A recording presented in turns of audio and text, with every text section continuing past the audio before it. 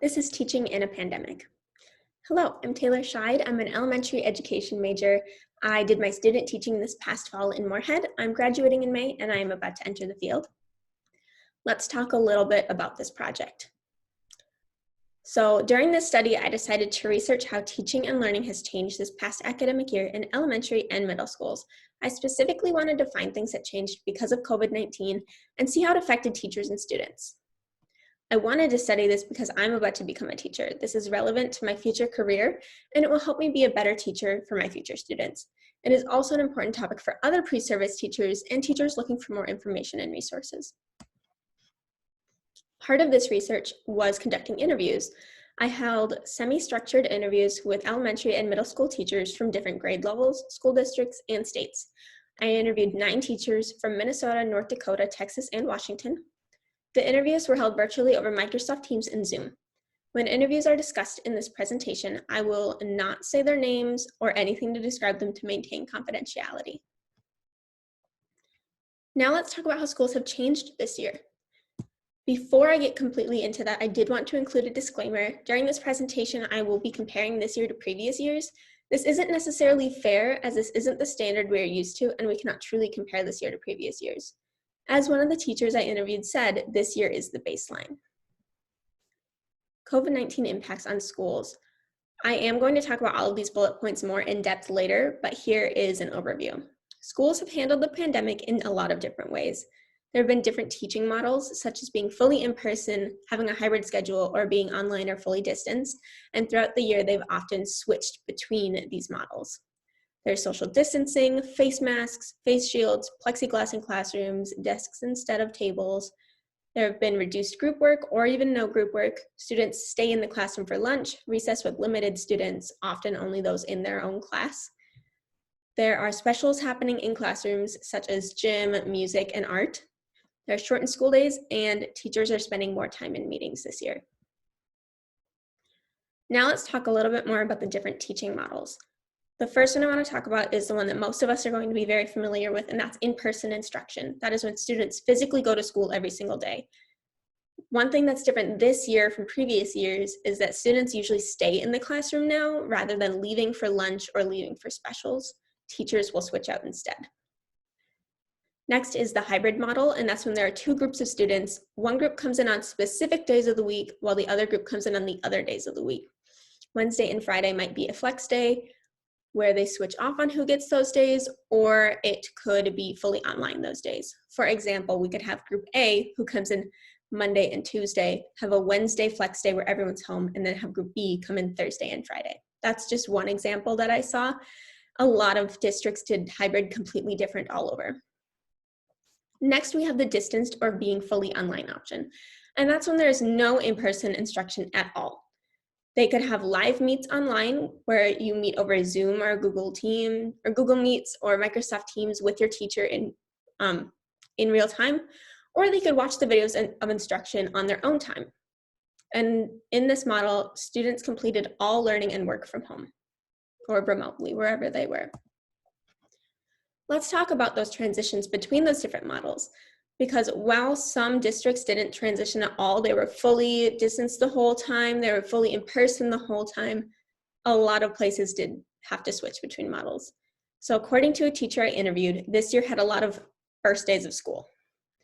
And what she meant by that was that every time you changed the model, you had to review the rules and expectations of how to act when you're in the classroom, how to walk quietly in the hallway, what is proper etiquette over a Zoom meeting, what's your schedule when you're in a hybrid model, things like that. And transitions were often done a lot around holidays when families traveled and there were longer breaks, such as Thanksgiving or winter break. There were a lot of reasons to transition, the biggest one being COVID-19 outbreaks in the community. Another huge reason that schools transitioned was having a teacher shortage because teachers were getting quarantined and they weren't able to come in, or there was a lack of substitutes because they were getting quarantined or they didn't want to sub. And another reason to transition is that the guidelines are constantly changing this year. They've been changing in the county, state, and country level. Let's talk a little bit about what classrooms look like right now. So a lot of classrooms transitioned out of tables back into desks. so they could space their students out as much as possible. And that way students could have their own space for their materials without having to touch others. Everyone wearing face masks and possibly face shields as well. Plexiglass between workspaces on tables if they couldn't fit desks or they didn't have enough. No flexible seating this year, unfortunately. They had limited paper use, and that includes not doing any homework on paper, assessments, or even having a really limited amount of books in the classroom. Students stay in the classroom for lunch and specials while teachers switch out. Students might leave for gym and music. That happened in some districts, but not in others. It varied. And sometimes students would just watch the specials as a video in the classroom. They would just follow along with an art video or a gym video. Talking about shortened school days, so some districts, students finish their school day about an hour earlier than in previous years. The pros of this was that there was more prep time for teachers at the end of the day and more time to collaborate with others. The cons of this was that the school day felt rushed with the kids, and extra time was usually taken up by meetings, and there wasn't actually that much extra prep time for other things. Student socialization. So some teachers noticed a huge change in their student socialization this year, and some didn't notice any change at all, really. But in the teachers who did notice, it kind of went one of two ways. One way that it could go is that students were so excited to see each other at the beginning of the year. They were very chatty, they were very loud, they were blurting a lot, they were super hyped to be there. Alternatively, some students actually lost their social skills after being out of school for so long. They felt awkward, they didn't know how to interact with others, they didn't want to talk or participate, they just wanted their space. Having to social distance has made it really difficult for kids to have private conversations because you can't get close. Students want more boundaries, but they struggle to feel close with others. It is difficult to cultivate social skills because they're stuck with the same group of kids all day, every day. For example, they only have recess and lunch with their class rather than with the whole grade in a normal year.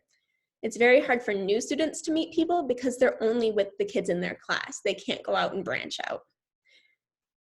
In middle schools, they're not allowed to use their lockers, so they have their backpacks and everything on them everywhere they go, and that includes phones. So students have been texting each other like crazy through classes. Next, let's talk about parents. Teachers overall have felt less connected to parents and home life because there isn't as much face-to-face communication and involvement as a normal year. And when I was talking to different people I was interviewing, some noticed a lot of parent change and some didn't notice any, so it varies again. But parents cannot come into schools and classrooms to help with projects or to drop their kids off this year. Conferences were held over the phone or over a video. Some parents are more aware of their schoolwork their kids were doing while distance because they were at home with their children, helping with homework or watching videos. But parents need to work too, and that kind of forced some of the students to be more independent. They had to take care of themselves, they had to figure it out because their parents were busy. Some parents weren't as engaged with their children's schoolwork because of different struggles this year, such as unemployment, difficult living situations, money stress, or family and friends lost to COVID-19. And I did want to note that most of these things will happen every single year, but I believe that a lot of families were burdened with more this year because of COVID-19. Now let's talk about some of the negatives and positives that I got to at the end of my research. First, I wanted to talk about the struggles. Student motivation was a huge struggle. Management in different models. It's super hard to say, hey, is everyone paying attention when students can just have their cameras off, microphones off. You can't even tell if they're there. There have been a lot of adjusting this year, just with different models and different rules. Teachers have struggled to figure out how much work to give their students, how much is too much, how much is not enough. Attendance has been a struggle. Students' loss of stamina. They've lost their stamina on being able to sit down and do things for a certain amount of time, reading, writing, math, sitting still, staying focused for long periods of time. They got used to doing their schoolwork on their own time. And students just needed more breaks. They needed time to relax, refocus, to socialize with others. Another big issue is that title teachers, special education teachers, and special teachers were often pulled from where they're supposed to be to help out in other places because districts got spread thin with teachers. And a few schools were actually no longer able to provide title services. So those kids who didn't who qualified for title services were just left behind struggling. Special education teachers were also overloaded in a lot of districts with in-person students and online students. And a lot of kids just had a very tough home life this year. Because they were home more, they saw more that they wouldn't normally see. There were child protective services visits, self-harm, the struggle of having not enough food in the house, and so many other things were going on. Another huge struggle was teacher burnout. So teachers are doing more exhausting this work than in previous years. I don't want to say that they're doing more work this year because that's not necessarily true, but I do think that emotionally it is more aggressive. So much of their work this year isn't teaching, it's mental health checks on students themselves and their team, it's outreach to families. They have more prep work, like prepping materials for lessons. Everything needs to be separated because students can't share, students can't help you pass things out. They have more meetings, they have to plan more in-depth pacing guides. And the idea of having to keep up a good attitude for the kids all the time is exhausting, constantly keeping up this mask. Keeping students engaged no matter where or how they're learning is also a huge struggle, especially, as I said earlier, with no camera, no microphone on. And teachers this year have been constantly modifying their lessons to fit the teaching model they're in, if they're distanced, if they're hybrid, and keeping it COVID-19 safe. Teaching has become a profession while you're putting your own family at risk. This was something that a few of the interviewees brought up. I mean, there was this serious fear of catching COVID-19 and bringing it home to your family. And that's just not a fear that has happened in teaching in the past. But I did do this project with positives in mind, and I did want to find the good out of it and how we can move forward in a positive light. So here are some of the good things that I found. For example, teachers formed stronger bonds with their students because of their smaller class sizes this year, especially in hybrid, because you would have half and half. This led to more personalized learning. You were able to meet the kids wherever they were academically. There's more differentiation because they have to modify so much. It makes you a stronger teacher. It helps your kids learn better. There's more mindful technology usage, using one-to-one devices more in person, in class, at home, and a lot of these were iPads or Chromebooks. And a lot of teachers are becoming more knowledgeable of technology and different learning platforms. Because kids were staying in the classrooms, there was less transition time. There's not as much time spent in the hallways, which is a positive. And less grading time on the virtual assessments. Google Forms will grade it with you. Will grade it for you. There's correct answers.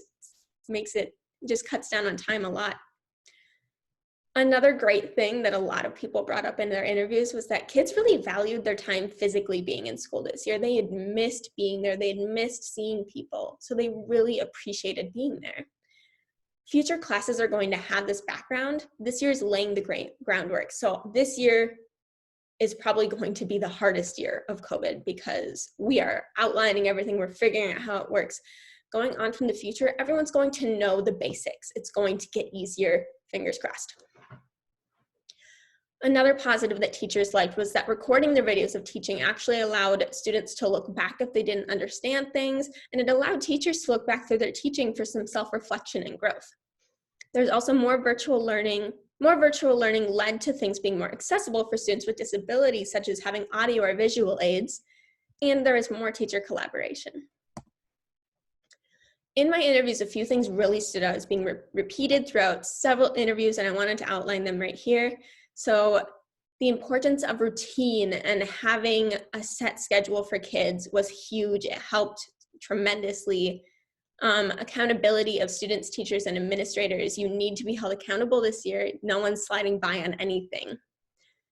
Another great thing that people pointed out was that there was a lot of flexibility and adaptability happening with teachers and students alike. And another huge thing that teachers outlined was that you need to be stable, you need to be constant for your students because they are looking to you to rely on in such uncertain times.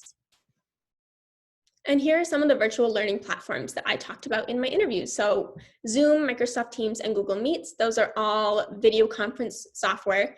YouTube for uploading videos of your teaching for kids to watch. Seesaw and Kahoot Class Dojo, those are all kind of apps that kids can use.